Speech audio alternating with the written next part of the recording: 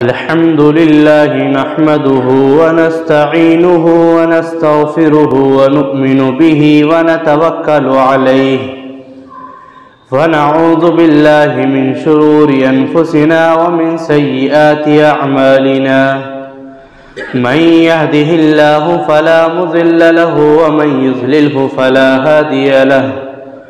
ونشهد أن لا إله إلا الله وحده لا شريك له ونشهد أن محمدًا عبده ورسوله أما بعد فقد قال الله تعالى أعوذ بالله من الشيطان الرجيم بسم الله الرحمن الرحيم فإن آمنوا بمثل ما آمنتم به فقد اهتدوا صدق الله العظيم وقال النبي صلى الله عليه وسلم الله في أصحابي لا تتخذوهم غرضا من بعدي فمن أحبهم فبحبي أحبهم أو كما قال عليه الصلاة والسلام۔ تشریف فرما میرے معزز بزرگوں اور عزیز نوجوانوں، گزشتہ جمعے کے اندر صحابہ کی عظمت اور فضیلت کے تعلق سے چند باتیں بیان کی گئی تھیں، اور ہمارے مسلم نوجوان ان کا رویہ وہ آپ کے سامنے بیان کیا گیا تھا، لیکن بات مکمل نہیں ہو پائی تھی۔ گزشتہ جمعے میں نے آپ کے سامنے اللہ کے نبی محمد الرسول اللہ صلی اللہ علیہ وسلم کی ایک حدیث پاک بیان فرمائی۔ اللہ کے نبی صلی اللہ علیہ وسلم نے ارشاد فرمایا، اصحابی کالنجوم بأیہم اقتدیتم اہتدیتم، کہ میرے تمام صحابہ ستاروں کی مانند ہے، اگر تم ان میں سے کسی ایک کے بھی راستے پر چلو گے، کسی ایک کو بھی اپنا مقتدی بناؤ گے تو راہ ہدایت پا جاؤ گے، تم ہدایت کے راستے پر آ جاؤ گے۔ اور دوسری حدیث جو میں نے آپ کے سامنے پڑھی، اللہ کے نبی صلی اللہ علیہ وسلم نے ارشاد فرمایا، اللہ فی اصحابی لا تتخذوہم غرضا من بعدی، اے لوگوں میرے جانے کے بعد میرے صحابہ کے بارے میں آپس میں ڈرتے رہنا، صحابہ کے متعلق ڈرتے رہنا، اپنے مفاد کے لیے ان کو استعمال نہ کرنا۔ فمن احبہم فبحبی احبہم، لہذا جو شخص ان سے محبت کرتا ہے تو وہ میری وجہ سے محبت کرتا ہے، اور اگر کوئی ان سے دشمنی کرتا ہے، کسی صحابی کو برا بھلا کہتا ہے تو گویا وہ مجھے برا بھلا کہتا ہے۔ اس حدیث کا لب لباب اور خلاصہ یہ نکلا کہ اگر کوئی ایمان والا کسی صحابی کے اوپر غلط کیچڑ اچھالتا ہے، اگر کسی صحابی کو غلط کہتا ہے تو وہ کسی صحابی کو نہیں بلکہ براہ راست آپ صلی اللہ علیہ وسلم کو غلط ٹھہرا رہا ہے، اور جس نے آپ صلی اللہ علیہ وسلم کو غلط ٹھہرایا اس نے اپنے ایمان کو ناقص کر دیا، وہ اپنے ایمان سے ہاتھ دھو بیٹھا۔ آج ہمارے معاشرے کے اندر بہت سے مسلم نوجوان اور بہت سے ناواقف لوگ دوسروں کے لوگوں کے بہکاوے کے اندر آ کر کے ایسے کام کرتے ہیں کہ صحابہ تک کو گالی دے بیٹھتے ہیں، اپنے صحابہ کو برا بھلا کہہ دیتے ہیں، اور یہاں تک کہ ان کے لیے اللہ کے نبی صلی اللہ علیہ وسلم نے ارشاد فرمایا، لا تسبوا اصحابی، کہ میرے لوگوں میرے صحابہ کو گالی مت دینا، میرے صحابہ کو سب و شتم مت کرنا، اس لیے کہ اگر تم میں سے کسی نے احد پہاڑ کے برابر بھی سونا خرچ کیا تو میرے صحابی کے ایک مد کے برابر نہیں ہو سکتا۔ احد پہاڑ جانتے ہیں آپ اس کی مقدار کیا ہے؟ تقریباً 15 کلومیٹر کے اندر وہ پہاڑ ہے، اور اگر اتنا سونا پہلی بات تو یہ کہ کوئی اتنا سونا خرچ کر نہیں سکتا، لیکن اگر پوری دنیا ملا کر کے اتنا سونا حاصل کرے اور اس کو اللہ کی راہ میں خرچ کرے تو اللہ کے نبی فرماتے ہیں ایک طرف ان کا اتنا سونا خرچ کرنا اور دوسری طرف صحابی کا اس وقت کے اندر ایک مد خرچ کرنا، اس ایک مد کے نصف آدھے بھی برابر نہیں ہو سکتا۔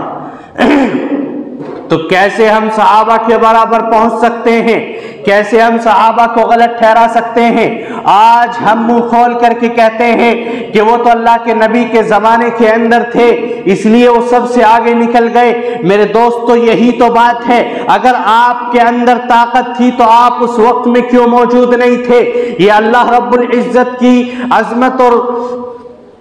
رحمت ہے ان لوگوں کے اوپر کہ اللہ رب العزت نے انہیں یہ مقام عطا فرمایا کہ اللہ کے نبی صلی اللہ علیہ وسلم کی زیارت انہوں نے اپنی آنکھوں سے کی ہے، اور اسی وجہ سے اللہ تعالیٰ نے ان کو یہ فضیلت بخشی ہے کہ قرآن کریم میں اللہ رب العزت فرماتے ہیں رضی اللہ عنہم ورضوا عنہ، کہ یہ ایسے لوگ ہیں اللہ ان سے راضی ہو گیا اور یہ اللہ سے راضی ہو گئے۔ اس آیت کا مطلب کیا ہے؟ اس جملے کا مطلب کیا ہے؟ اللہ رب العزت اس جملے کے اندر فرمانا یہ چاہتے ہیں کہ جس صحابی نے ایمان کی حالت میں اللہ کے نبی صلی اللہ علیہ وسلم کو دیکھا ہے وہ ضرور بھی ضرور جنت کے اندر جائے گا۔ گویا اللہ تعالیٰ نے اس آیت کے اندر صحابہ کو جنت کا مزہ سنایا ہے۔ یہ وہی صحابہ ہیں جنہیں اللہ رب العزت قرآن کریم کے اندر الگ الگ القاب سے پکارتا ہے۔ کہیں اللہ رب العزت فرماتے ہیں اولئک ھم الصادقون، یہی لوگ سچے ہیں، تو کہیں اللہ رب العزت فرماتے ہیں اولئک ھم المفلحون، یہی لوگ سچے ہیں۔ جگہ جگہ اللہ رب العزت نے صحابہ کرام کی تعریف کو بیان کیا اور جگہ جگہ اللہ رب العزت نے صحابہ کرام کی تاریخ کو بیان کیا، لیکن آج ہم صحابہ کے ماننے والے، صحابہ کے نقش قدم پر چلنے والے، صحابہ سے محبت کرنے والے، آپ صلی اللہ علیہ وسلم کی سنت کو ماننے والے، آج ہم ان سے کتنے دور ہوتے جا رہے ہیں۔ نہ ہمیں صحابی کا نام معلوم ہے، نہ ہمیں ان کی تاریخ معلوم ہے، نہ ہمیں ان کی پیدائش معلوم ہے، اور نہ ہمیں ان کی وفات تک معلوم ہے۔ آپ کے سامنے اگر کوئی دنیاوی بات بیان کی جائے تو آپ فوراً اس چیز کے بارے میں معلوم کرتے ہیں کہ جہاں سے یہ بات آئی ہے، کہ کس نے میرے بارے میں ایسا کہا ہے، کون وہ آدمی ہے، کہاں کا رہنے والا ہے۔ لیکن جن لوگوں کے ذریعے ہم تک یہ ایمان پہنچا، قرآن کریم کی یہ دولت ہم تک پہنچی، کبھی ہمارے دلوں کے اندر یہ لگن پیدا نہیں ہوئی کہ کاش ہم بھی ان کی تاریخ کو جانتے، جنہوں نے اپنی جانوں کا نذرانہ پیش کر کے، جنہوں نے اپنے مال کو اللہ کی راہ میں قربان کر کے، جنہوں نے اپنی بیویوں کو بیوہ کر کے اور اپنے بچوں کو یتیم کر کے ہم تک یہ ایمان پہنچایا، کاش ہم ان کی تاریخ کو بھی پڑھتے۔ آج مسلمان صبح سویرے اٹھ کر کے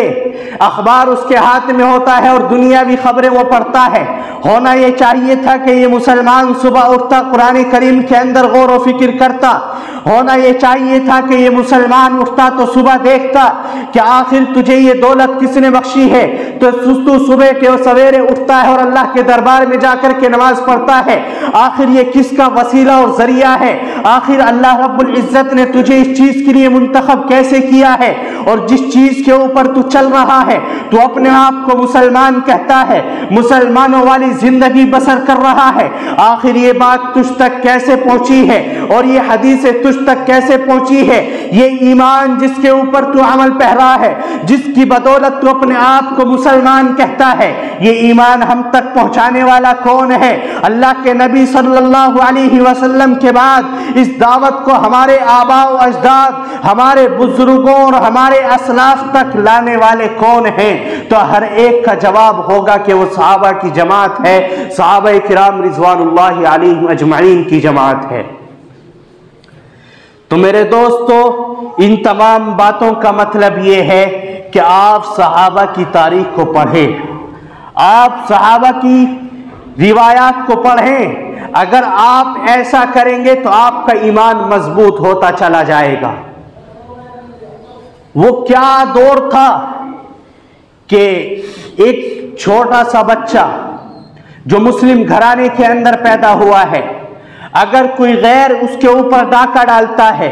اس کے ایمان کو اس سے چھیننے کی کوشش کرتا ہے تو وہ ننھا سا معصوم بچہ فوراً اس سے انکار کر دیتا ہے اور اپنے ایمان کے اوپر اس قدر مضبوط ہوتا ہے کہ ذرا سا بھی نہیں ہٹتا۔ لیکن آج ہمارے مسلم نوجوان، آج ہمارے بچے جو بالغ اور نابالغ ہیں، جو سمجھدار ہیں، اگر ان کو کوئی غیر اپنی بات سمجھاتا ہے تو وہ فوراً ان کی سمجھ کے اندر آ جاتی ہے، وہ اپنے ایمان سے ہاتھ دھو بیٹھتے ہیں، اپنے ایمان سے منہ موڑ لیتے ہیں۔ اس کی وجہ جانتے ہو کیا ہے؟ اس کی وجہ یہ ہے کہ آج تک ہم نے اپنے بچوں کو، اپنی اولاد کو، اپنے آنے والی نسلوں کو اس ایمان کی حقیقت کو پہچاننے ہی نہیں دیا ہے۔ آج تک ہم نے اپنی اولاد کے سامنے صحابہ کے واقعات ہی نہیں پڑھے ہیں، آج تک ہم نے اپنی اولاد کے سامنے اللہ کے نبی صلی اللہ علیہ وسلم کی سیرت کو ہی بیان نہیں کیا ہے۔ اس لیے ہماری آنے والی نسلیں اور ہماری آنے والی اولاد ایمان کے اعتبار سے اور زیادہ کمزور ہو رہی ہیں۔ مجھے بتلائیے، اگر ہماری اولاد، ہمارے بچے غیروں کے طریقے کو اختیار کر رہے ہیں تو اس کی وجہ کیا ہے؟ اگر ہمارے مسلم نوجوان غیروں کی مشابہت پر کپڑے پہن رہے ہیں، غیروں کی مشابہت پر بال کٹوا رہے ہیں، غیروں کی مشابہت پر اپنے کانوں کے اندر سوراخ کرواتے ہیں، تو یہ کس وجہ سے ہے؟ یہ صرف اور صرف اس وجہ سے ہے کہ ہمارے گھروں کے اندر دین نہیں ہے، ہمارے گھروں کے اندر دین کا ماحول نہیں ہے۔ اگر آپ چاہتے ہیں کہ جس طرح آپ کا ایمان مضبوط ہے،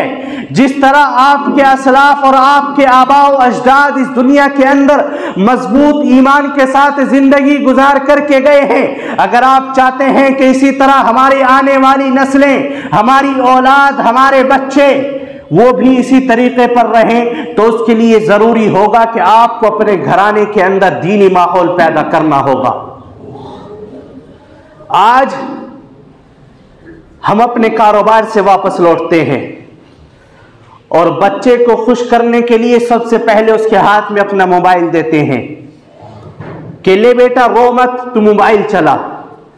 میرے دوستو یاد رکھو، آج آپ نے اس کو کچھ لمحے کے لیے موبائل دے کر کے خاموش کر دیا ہے، لیکن یاد رکھیے آپ نے اس کو رونے سے خاموش نہیں کیا، آپ نے اس کو اس کے ایمان سے خاموش کر دیا ہے۔ کچھ لمحہ گزرے گا، کچھ وقت بیتے گا اور اس کے سامنے ایسی نوبت آئے گی کہ نہ وہ ایمان کا ہوگا، نہ وہ نماز کا ہوگا، نہ وہ روزے کا ہوگا۔ اور یہی آپ دیکھ رہے ہیں، آج ہمارے مسلم نوجوان کے پاس موبائل چلانے کے لیے وقت ہے، یوٹیوب کا استعمال کرنے کے لیے وقت ہے، فیس بک کا استعمال کرنے کے لیے وقت ہے اور تفریح کے لیے وقت ہے، دوسروں کی بچیوں کو چھیڑنے کے لیے وقت ہے، دوسروں کی بچیوں پر غلط نظریں ڈالنے کے لیے وقت ہے۔ آج مسلمان نوجوان کے پاس وقت نہیں ہے تو مسجد میں آنے کے لیے نہیں، اللہ کے سامنے جھکنے کے لیے نہیں، اللہ کے سامنے نماز ادا کرنے کے لیے نہیں۔ آج اگر مسلمان کے پاس وقت نہیں ہے تو علماء کے پاس بیٹھنے کے لیے نہیں ہے،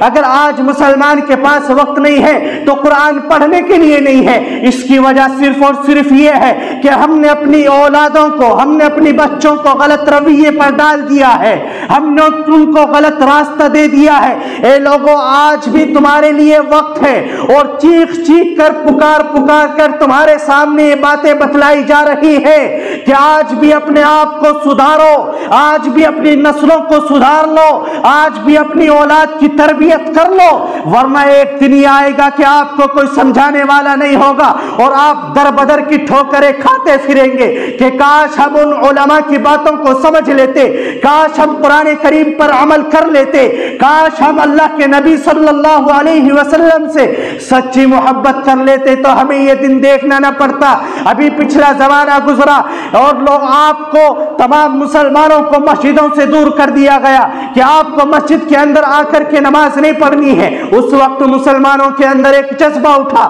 ہر مسلمان چاہتا تھا کہ میں مسجد کے اندر جا کر کے نماز پڑھوں، ہر ایک کی خواہش یہ تھی، لیکن مجبوراً اس کو اپنے گھر کے اندر رکنا ہو پڑتا، اپنے گھر کے اندر نماز پڑھنی پڑتی۔ اس کی وجہ کیا ہے کہ ہم نے وقت آنے سے پہلے وقت کی تیاری کو نہیں جانچا ہے، ہم نے آنے والے وقت سے پہلے اس کے لیے کچھ تیاریاں نہیں کی ہیں، اس لیے ہم پریشان ہوئے ہیں۔ اور یاد رکھیے، اگر ایسا ہی چلتا رہا،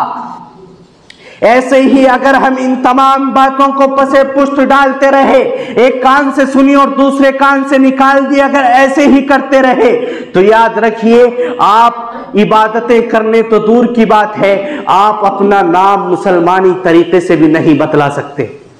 और ये हो रहा है। अगर कोई मुसलमान गैरों के महल्ले के अंदर जाता है तो वो लिबास ऐसा इख्तियार करता है जो गैरों का है, वो ऐसी मुशाबात मुकम्मल इख्तियार करता है जो गैरों की है, और अगर उससे नाम मालूम किया जाता है तो वो नाम भी गैरों वाला अपना बतलाता है। क्यों? इसलिए कि उसे अपने ईमान का खतरा है, वो जानता है कि तेरी जान को खतरा है। काश ये मुसलमान अल्लाह के नबी सल्लल्लाहु अलैहि वसल्लम के तमाम शाइर को पूरा करने वाला होता तो ना आज इसे नाम बदलने की जरूरत थी, ना आज इसे कपड़े बदलने की जरूरत थी। आपने देखा जिस जवान के चेहरे के ऊपर दाढ़ी है, अल्लाह के नबी की सुन्नत चमक रही है, वो नौजवान कहीं पर भी झिझकने वाला नहीं है। वो जानता है कि तेरे चेहरे पर अल्लाह के नबी की सुन्नत है, तुझे डरने की जरूरत नहीं है। लेकिन जब हमने दुनिया से डरकर अल्लाह के नबी की सुन्नत को ठुकरा दिया, जब हमने दुनिया से डरकर गैरों के तरीके को इख्तियार कर लिया,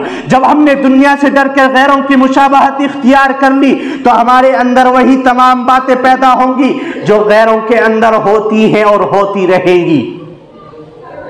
मेरे दोस्तों, अल्लाह के नबी सल्लल्लाहु अलैहि वसल्लम ने इरशाद फरमाया, मन तशब्बह बिकौमिन फहुवा मिनहुम, कि जो इंसान जिस कौम की मुशाबहत इख्तियार करता है वो उन्हीं में से है। याद रखिए, अगर आपने इस दुनिया के अंदर गैरों की मुशाबहत इख्तियार की है, हीरो हीरोइने के तरीके पर आपने कपड़े पहने हैं, आपने अपने बाल कटवाए हैं, आपने अपने चेहरे पर दाढ़ी रखी है, तो हीरो के स्टाइल पर दाढ़ी को बदनाम करने के लिए आपने अपने चेहरे के ऊपर दाढ़ी रखी है, तो याद रखिए आज आप जिस कौम की मुशाबहत इख्तियार कर रहे हैं, कल आप हश्र के मैदान में भी उन्हीं लोगों के साथ होंगे। सिर्फ कयामत के ऊपर एक ताइराना नजर डालिए कि हमेशा हमें इस दुनिया के अंदर रहना हरगिज़ नहीं है। हर इंसान जानता है कि तू आया है तो तुझे जाना भी है, फिर आखिर ये नाफरमानी वाली जिंदगी क्यों गुजारी जा रही है? सबसे बड़ा फजल अल्लाह का ये है कि अल्लाह ने हमें ईमान की दौलत दी, और ईमान की दौलत देने के बाद उसको समझने के लिए तमाम हल हमारे लिए तलाश किए और हमारे सामने उनको खोल करके रखा कि अगर एक मुसलमान अपने ईमान के ऊपर अमल करना चाहे तो उसके लिए मुश्किल नहीं है, हर चीज के ऊपर वो अमल कर सकता है, लेकिन सबसे पहले उसे अपने दिल को खंगालना होगा कि वो आखिर कैसी जिंदगी गुजार रहा है। तो मेरे दोस्तों, आखिर में सिर्फ मैं इतना कहूंगा कि अगर आप इन तमाम बातों के ऊपर अमल करना चाहते हैं तो आज से आप अपने घराने के अंदर दीनी माहौल पैदा कीजिए। अगर आप उर्दू की किताब नहीं पढ़ सकते तो हिंदी की किताबें आज कुतुब खानों के अंदर मौजूद हैं। सहाबा के वाक़ियात, अल्लाह के नबी सल्लल्लाहु अलैहि वसल्लम की सीरत, सहाबा की कुर्बानियाँ, अल्लाह के नबी ने इस हम तक ये